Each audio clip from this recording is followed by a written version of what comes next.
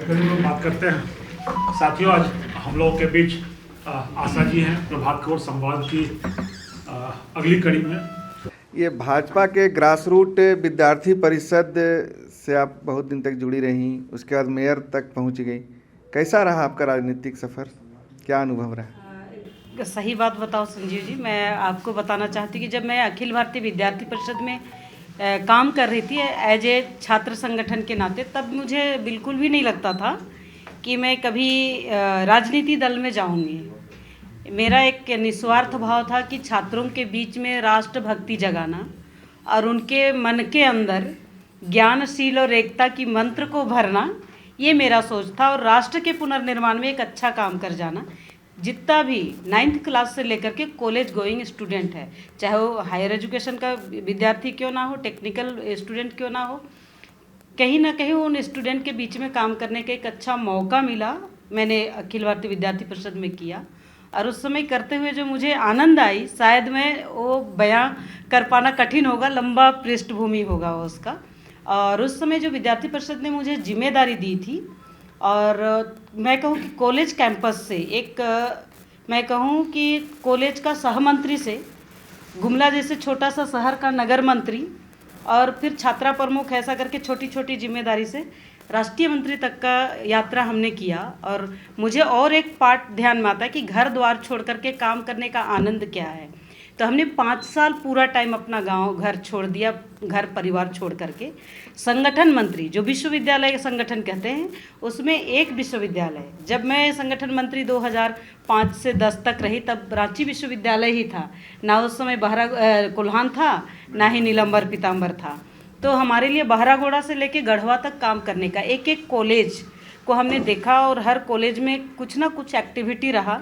और आज अगर देखा जाए तो वो जो विद्यार्थी निकल करके आए हैं, देश के विभिन्न कोना में जाके काम कर रहे हैं, अलग अलग क्षेत्र में काम कर रहे हैं, और कहीं ना कहीं वो प्रशासनिक रूप में, राजनीतिक तौर पर और किसी ना किसी कंपनी में बड़े अधिकारी होके काम कर रहे हैं। तो ये मुझे बहुत गौरव प्रदान करती है। दूसरी बात, आपने राजनीति की बात की, और मैं तो हमारी एक बहुत बड़ी विद्यार्थी परिषद की छात्र नेता थी गीता ताई गुंडे, मुझे कहने में कोई अतिशयोक्ति नहीं है। मैंने उनसे बात किया और मेरी शादी हुई थी 2010 की बात मैं बता रही हूँ।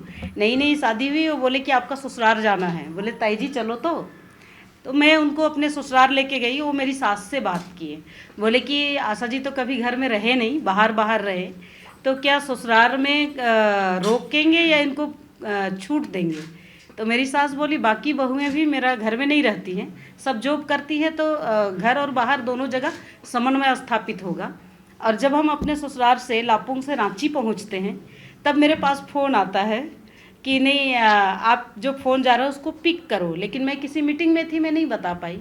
और आज उसी दिन 2010 की बात बता रही हूँ, राष्ट्रीय मंत्री महिला मोर्चा में होंगी ये मुझे मालूम नहीं था। और जिस दिन मैं बात की, और जो हमारे उस समय हमारी महिला मोर्चा की राष्ट्रीय अध्यक्ष थी अभी हमारी बाल विकास मंत्री, केंद्रीय मंत्री स्मृति ईरानी जी हैं, तो उनके टीम में मेरा राष्ट्रीय मंत्री का जिम्मेदारी रहा। और मैं पश्चिम बंगाल और दिल्ली जैसे 2 प्रांत की प्रभारी होकर के मुझे काम करने का पहला मौका, बीजेपी में काम करने का मौका मिला। फिर 2013 से उधर प्रदेश का मंत्री भारतीय जनता पार्टी में आई। 2014 में हमने नगर निकाय का चुनाव लड़ा। वो भी मेरे लिए एक नया अचीवमेंट था कि जो रांची को देखा होगा तो 27 सालों के बाद में जो यहाँ चुनाव आया था पंचायती राज का या नगर निकाय का, तो ये नगर निकाय का कॉन्सेप्ट दिमाग में नहीं था कि क्या ये कचरा साफ करना और ये काम करना। हाँ, लेकिन एक कहते हैं ना कि समुद्र अगर बड़ा हो तो उसमें पाँव अगर हम डुबाए हैं तो उससे पता नहीं चलता है, उसमें गोता लगाने की आवश्यकता होती है। और जब नगर निगम के गर्त में गए तो सही में बहुत काम है। लोगों को लगता है बाहर से, लेकिन अंदर जब बैठेंगे तब अनंत कार्य जो है जो दिखता है, और काम करने का एक सीख मिलती है। कैसे फाइल डिपुट करना, कौन शब्द कैसे इस्तेमाल करना, क्या विषय कैसे करना, आम पब्लिक से कैसे बात करना। जो आपके साथ में आईएएस से लेकर के झारखंड स्टेट तक का बड़े से छोटे कर्मचारी अधिकारी सब अपने साथ है, तो उनके साथ बातचीत करना। और अभी जब मुझे एक मौका मिला है भारतीय जनता पार्टी का राष्ट्रीय मंत्री का और साथ में पश्चिम बंगाल का प्रभारी, तो मैं बहुत खुश हूँ। और जो मैं कभी सपने में नहीं सोच सकती थी कि भारतीय जनता पार्टी इतनी बड़ी जो विश्व की सबसे बड़ी राजनीति दल है, उस दल की मैं राष्ट्रीय मंत्री हूँ, ये मैं भी कभी कल्पना में नहीं सोच सकती थी। जो मुझे मिला है, और मैं जेपी नड्डा जी को और प्रधानमंत्री जी का बहुत साधुवाद करती हूँ। अभी अखिल भारतीय विद्यार्थी परिषद को पार्टी में कितनी अभी तरजीह मिल पा रही है आपके अनुसार? देखिए, अखिल भारतीय विद्यार्थी परिषद किसी राजनीतिक दल का कोई संगठन नहीं है, और इसमें मैं आपको बताऊं कि एक स्वतंत्र छात्र इकाई है, उनका अपना रजिस्ट्रेशन है। और उन्होंने जब 1949-50 में जब अखिल भारतीय विद्यार्थी परिषद का रजिस्ट्रेशन हुआ था, और उस समय से छात्र राजनीति में लोग काम करना शुरू किए। वो तो कार्यकर्ता के ऊपर डिपेंड करता है कि मुझे राजनीति दल में जाना है, मुझे सामाजिक क्षेत्र में जाना है, मुझे जॉब के क्षेत्र में जाना है। वो उस विद्यार्थी के ऊपर डिपेंड करता है कि वो विद्यार्थी किस क्षेत्र में जाएंगे। हाँ, लोगों का रुझान धीरे धीरे बढ़ने लगता है राजनीति की ओर, तो कहीं ना कहीं किसी ना किसी को जाना पड़ता है। तो ये कहीं ना कहीं कुछ लोग हैं जो आ जाते हैं, जैसे मैं आई हूँ, मेरे कालखंड में मेरे से सीनियर लोग कुछ आए हैं। तो हर एक टेन्योर में कोई ना कोई कहीं से मिलते हैं और कोई ना कोई निकल करके आते हैं। 2 बार आप मेयर रहे हैं, अब आगे के राजनीतिक भविष्य क्या देखते हैं? क्या फिर मेयर का चुनाव लड़ेंगी? देखिए, ये मेरे बस की बात नहीं है। जब मैं फर्स्ट टाइम में मेयर बनी तो मैं मेयर बनना ही नहीं चाहती थी क्योंकि मेरा कॉन्सेप्ट ही नहीं था कि मेयर क्या है, मेयर के बारे में जानकारी नहीं थी। हाँ, मुझे मालूम था कि मुंबई का मेयर, दिल्ली का मेयर या बेंगलोर का मेयर। एक बार मैं भोपाल गई थी, उस समय मेयर के घर में रहना हुआ था, तब मैंने बातचीत की थी, तो उन्होंने कहे कि मेरा काम ऐसे ऐसे है, उन्होंने सारा बात बताए थे। और जब दिल्ली गए थे तो दिल्ली की मेयर को भी हमने देखा, तो जिस तरह से मेयर जिस सिटी की प्रथम नागरिक होती है वो एक ही पार्ट होता है, उसके अलावा मुझे कुछ आइडिया नहीं था। लेकिन जब रांची में महापौर की जिम्मेदारी मिली और जब उस चुनाव में मुझे लग नहीं रहा था कि क्या होगा, मैं एक ही ध्येय लेके चली। मेरे जितने भी सीनियर लीडर थे उन्होंने मुझे पूछा कि आप चुनाव लड़ोगे क्या? मैं एक शर्त रखी कि चुनाव तब लड़ूंगी जब मुझे जीतना चाहिए। और उनका एक अच्छा प्रभाव भी हुआ कि चलो हम जीते। लेकिन मैं रांची की जनता को भी और पार्टी के कार्यकर्ताओं को बहुत धन्यवाद करती हूँ कि सेकेंड टर्म जब मैं चुनाव लड़ रही थी तो मुझे जितना फर्स्ट टाइम में वोट मिला था उसका 4 गुना लोग ने मुझे सपोर्ट किया। अब आगे का क्या होगा ये मैं नहीं कह सकती हूँ। पार्टी बहुत बड़ी है, कार्यकर्ता बहुत है, पार्टी का जो निर्णय होता है वही सर्वोपरि होता है। आप कहना चाह रहे कि पार्टी यदि मेयर का चुनाव लड़ाना चाहेंगे तो लड़ेगी? मैं वो नहीं कह रही, मैं तो इतने कह रही हूँ कि पार्टी ने जो निर्णय लेंगे, पार्टी का निर्णय ही सर्वोपरि होता है। मैम, प्रदेश भाजपा में सब कुछ ठीक ठाक नहीं चल रहा है, पार्टी 4 खेमे में बटी हुई है। आप अपने आप को किस खेमे में पाती हैं? देखिए, भारतीय जनता पार्टी पूरे देश से लेकर के अगर मंडल तक की बात करेंगे तो भारतीय जनता पार्टी एक धारा में चलने वाली है।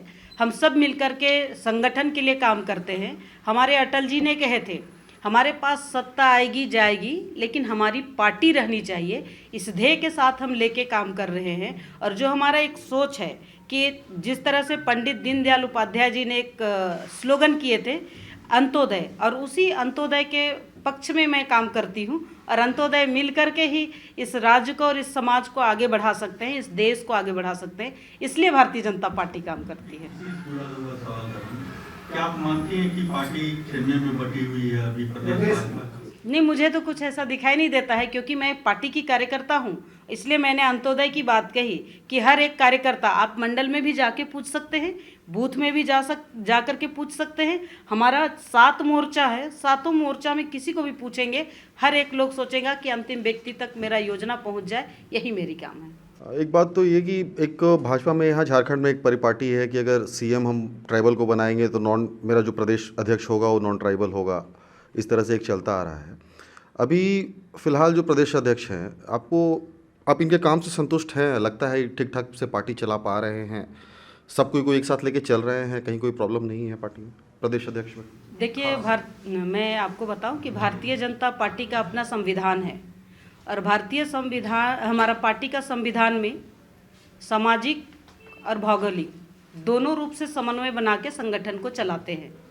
और विशेष रूप से देखा जाए तो हमारा काम भी अध्यक्षीय प्रणाली से चलती है।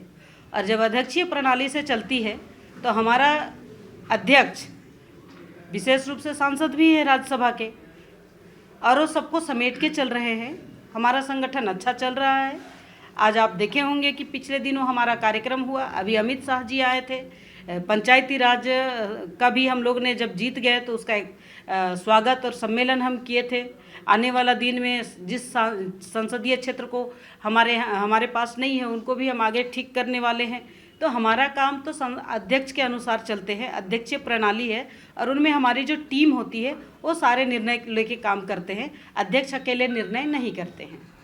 भाजपा ने बहुत दिनों तक झारखंड में शासन किया, अभी विपक्ष में हैं आप, और सरकार के ऊपर आपके नेता हमला बहुत करते हैं कि सरकार कुछ काम नहीं कर रही है, गलत नीतियां हैं सरकार की। ये सारी चीज़ें जो हैं वो ट्विटर पे और बयानबाजी मतलब मीडिया में ही, सोशल मीडिया में दिखती है। सड़क पे जो एक विपक्षी पार्टी की जो सबसे बड़ा दायित्व होता है, सड़क पे लोगों के बीच जाके चीज़ों को आंदोलन करना और लोगों को ये सरकार की अगर कोई खामी है उसकी नीति में उसको बताना, तो वो चीज़ आप लोग नहीं कर पा रही हैं बीजेपी, ऐसा क्यों है? देखिए, सरकार समन्वय कहाँ बुलाई है? सरकार अगर समन्वय में बुलाती तो हम उनको जाके बताते। हाँ, लेकिन एक बात है कि अब आधुनिक युग है, सोशल मीडिया है, प्रिंट मीडिया है, इलेक्ट्रॉनिक मीडिया है, तो अपनी विषय को रखने के लिए लोकतंत्र में सब स्वतंत्र है और समय समय पर हम आंदोलन करते हैं, समय समय पर हम धरना प्रदर्शन करते हैं और समय समय पर डिबेट पर भी बैठते हैं। तो विपक्ष में जो हम बैठते हैं सबके लिए जगह चयन किया गया है। हमारा प्रवक्ता है, हमारा विधायक दल के नेता हैं, हमारा अध्यक्ष है, हमारा महामंत्री है, किनको कहाँ कितना बोलना वो हमारा पार्टी में तय होता है, उसके अनुसार हमारा काम चलता है।